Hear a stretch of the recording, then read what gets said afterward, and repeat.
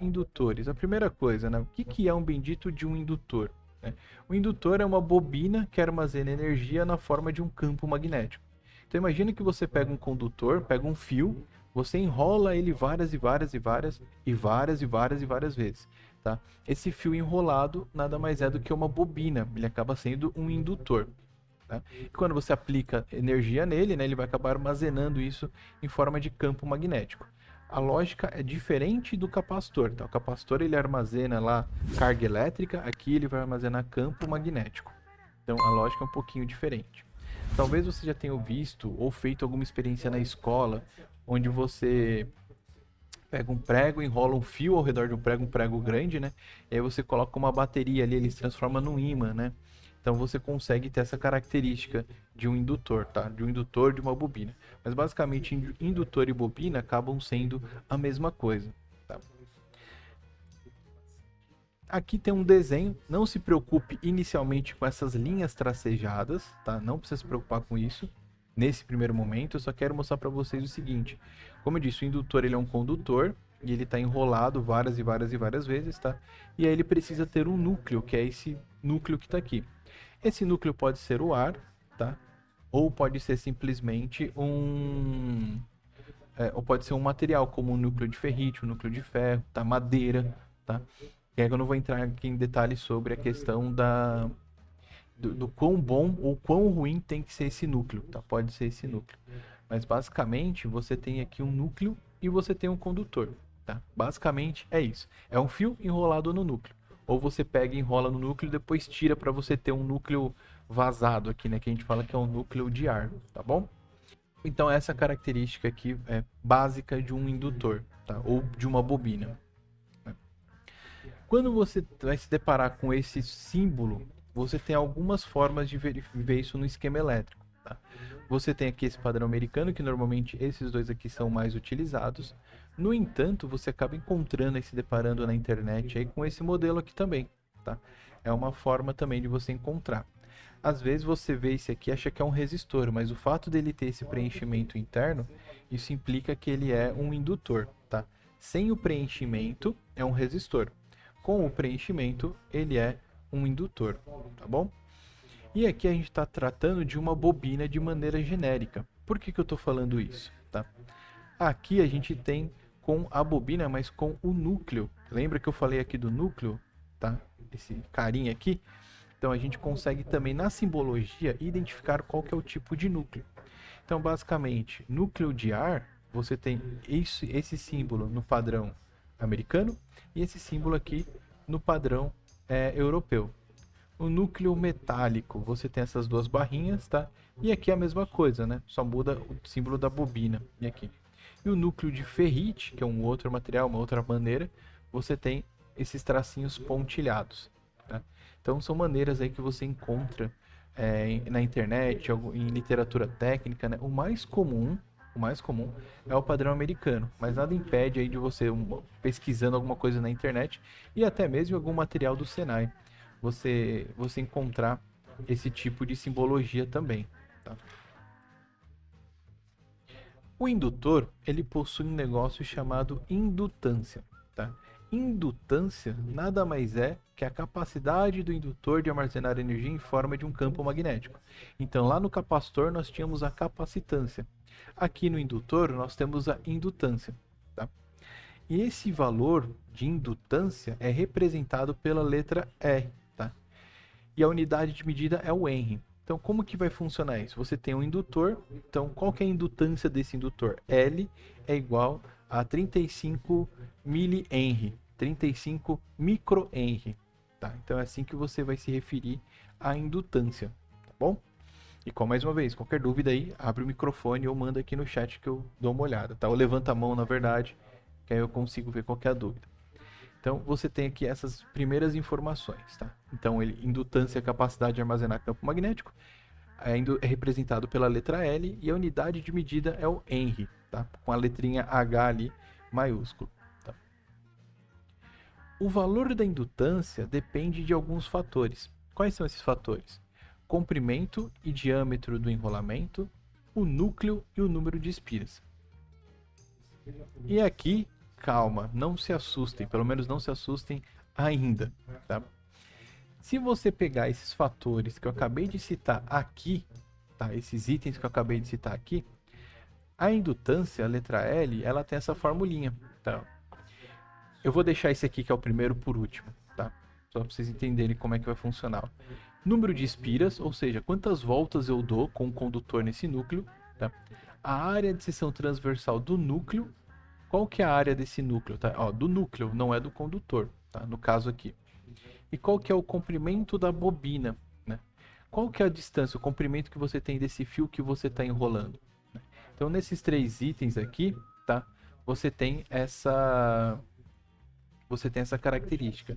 Esse aqui, constante de permeabilidade magnética, nada mais é o tanto que o núcleo permite ou dificulta a propagação do campo. Então lembra que eu falei, o tipo de material interfere na propagação do campo? Então essa permeabilidade magnética está atrelada justamente a esse núcleo. Dependendo do material, ele favorece, ele permite, ele facilita, e ainda dependendo do material, ele acaba dificultando, né? Então aquele item, aquele Y0, né? Esse carinha aqui, ou micro zero, enfim, ele é justamente, ele está relacionado a essa questão do núcleo, tá bom? A facilidade ou a dificuldade. Então aqui eu tenho um desenho muito simplório, tá? Onde eu tenho aqui o indutor. Aqui existem pouquíssimas voltas, mas na verdade você tem várias voltas, tá? E qual que é a ideia? Aqui a chave ela está aberta, ou seja, está desligado, não tem nenhuma circulação de corrente elétrica, tensão, nada. Circuito aberto, está desligado.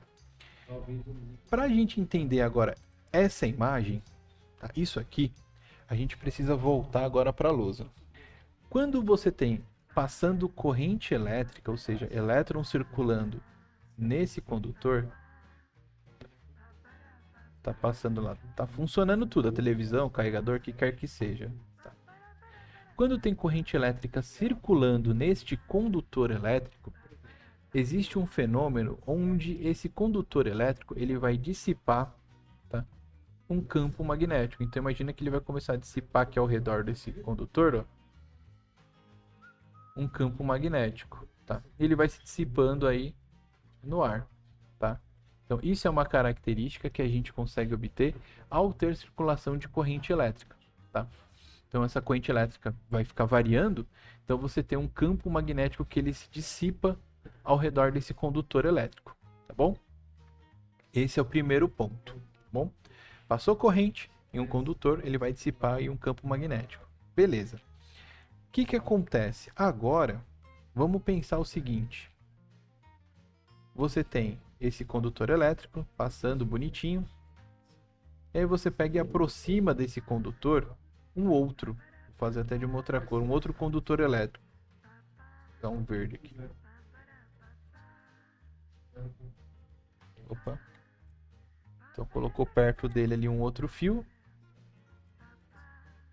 Tá?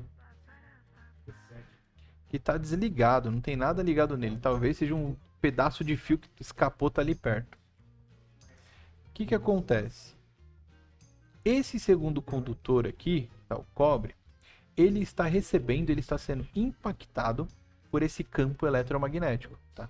Essa dissipação desse campo aqui está batendo aqui nesse condutor. O que ocorre? O contrário também é verdadeiro. Como assim, professor? Se está batendo um campo magnético nesse condutor, esse condutor começa a ter circulação de corrente elétrica também. Tá? Opa. Começa a ter circulação de corrente elétrica. Então, quando ocorre isso, nós falamos que esse condutor aqui, ele tem corrente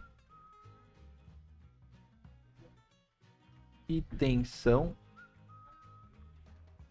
induzida. Corrente e tensão elétrica induzida. Por que induzida? Alguém está induzindo ele a ter tensão e corrente. Quem? Esse campo magnético que bate aqui. Tá? Então esse campo magnético ele vai se dissipando, ele bate aqui nesse segundo condutor, né? Ele vai de encontro, e aí que gera-se um fenômeno onde esse condutor começa a ter tensão e corrente elétrica. Tá bom? Essa característica ela é muito comum e ela é muito utilizada para você conseguir construir um transformador, que é basicamente até o mesmo transformador que tem aí na rua, lá no poste, tá? Como que funciona um transformador? Ele nada mais é do que uma bobina, tá? Vou tentar fazer aqui, tá? Tá exigindo bastante aqui da minha coordenação motora aqui, limitada. Mas a gente tem uma bobina. Tá aqui. Vai ter um núcleo, tá? Então eu vou fazer aqui, sei lá, um núcleo de ferro, assim, um núcleo qualquer. E aí do outro lado nós temos uma outra bobina. Tá? Então, tem aqui uma segunda bobina.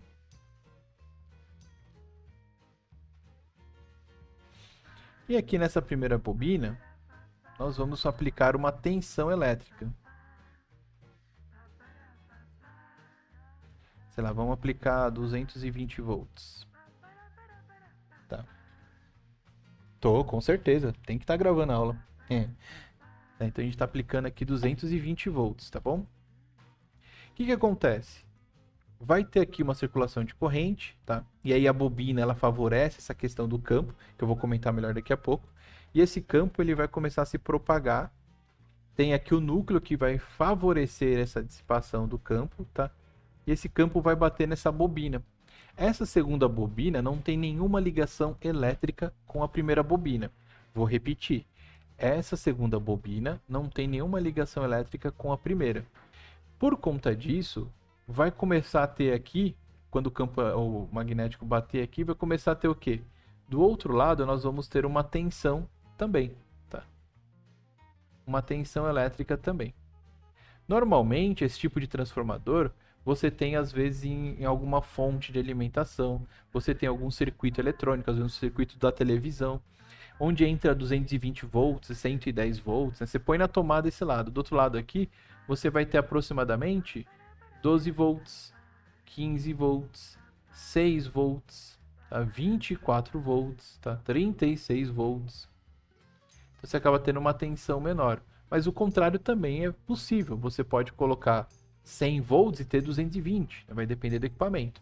Mas só para mostrar para vocês que essa característica do campo, de você ter uma tensão e corrente induzida, esse é um fenômeno bastante utilizado para transformadores.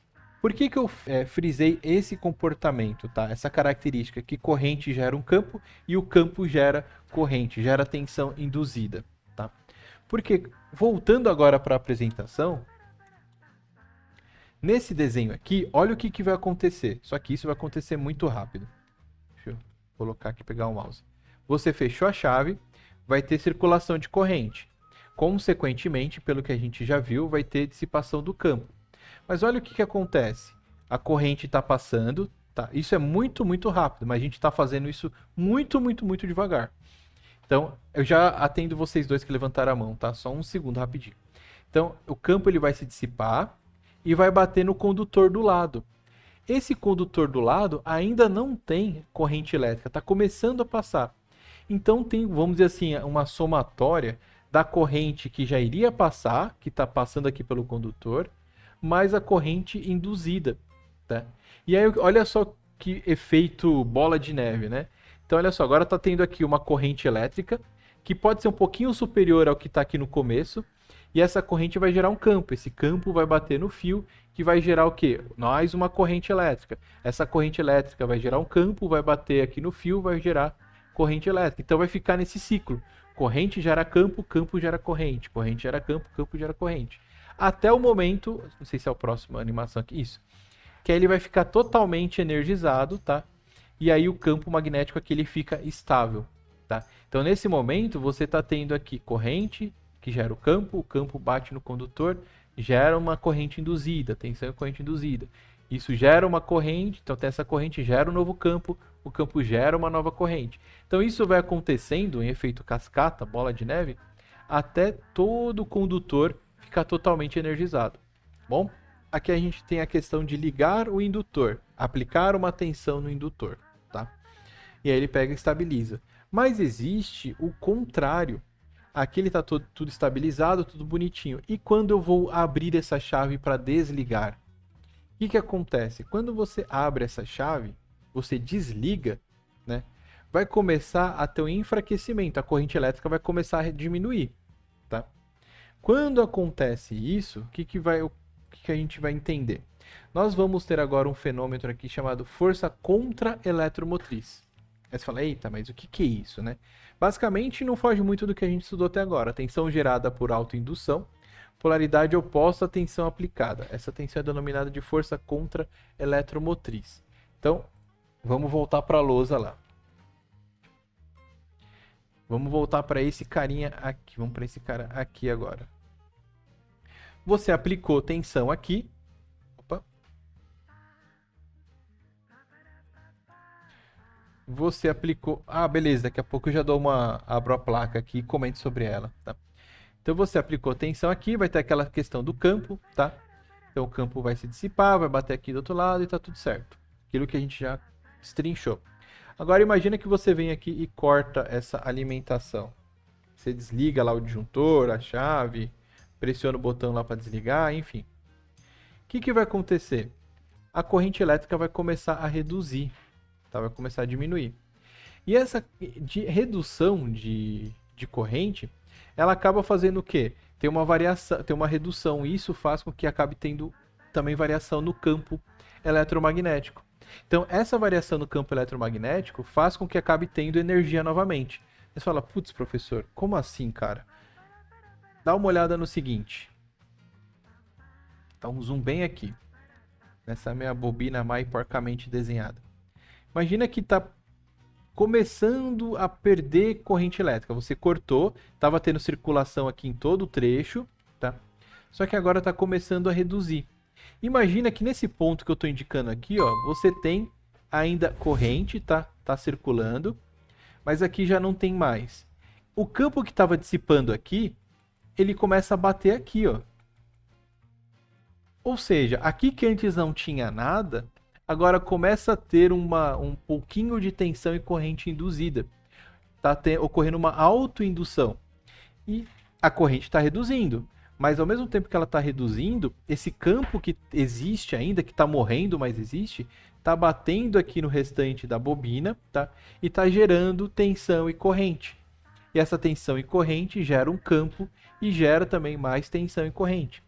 Então perceba que está tendo, entre aspas, uma sobrevivência, vamos dizer assim, de tensão e corrente por conta dessa tensão e corrente induzida. Tá?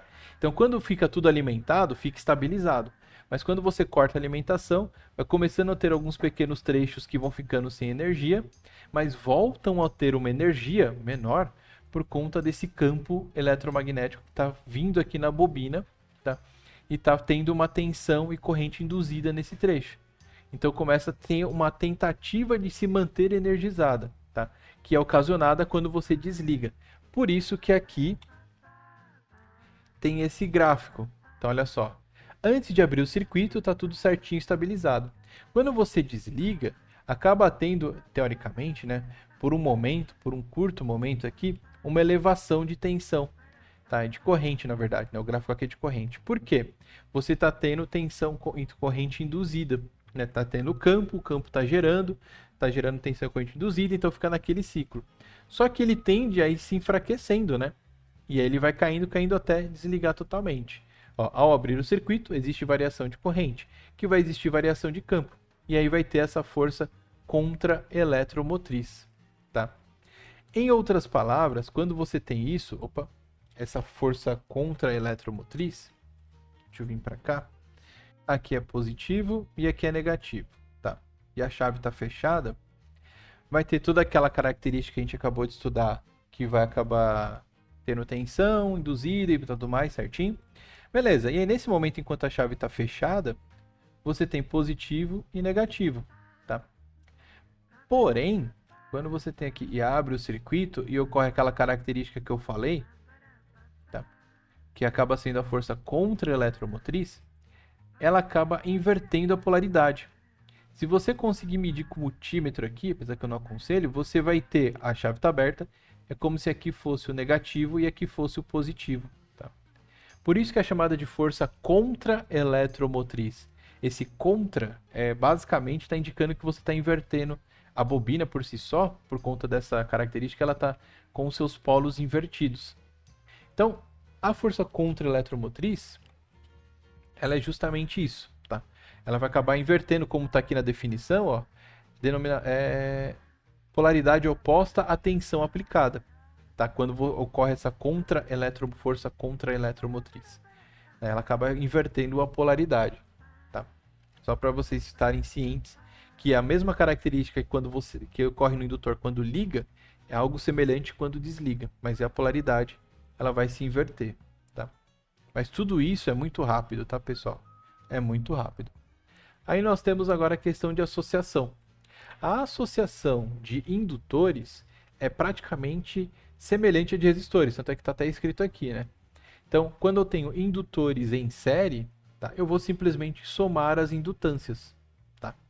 Por sua vez, quando a indutância os indutores estão em paralelo, e aí nós vamos fazer a conta de associação em paralelo semelhante à de resistores.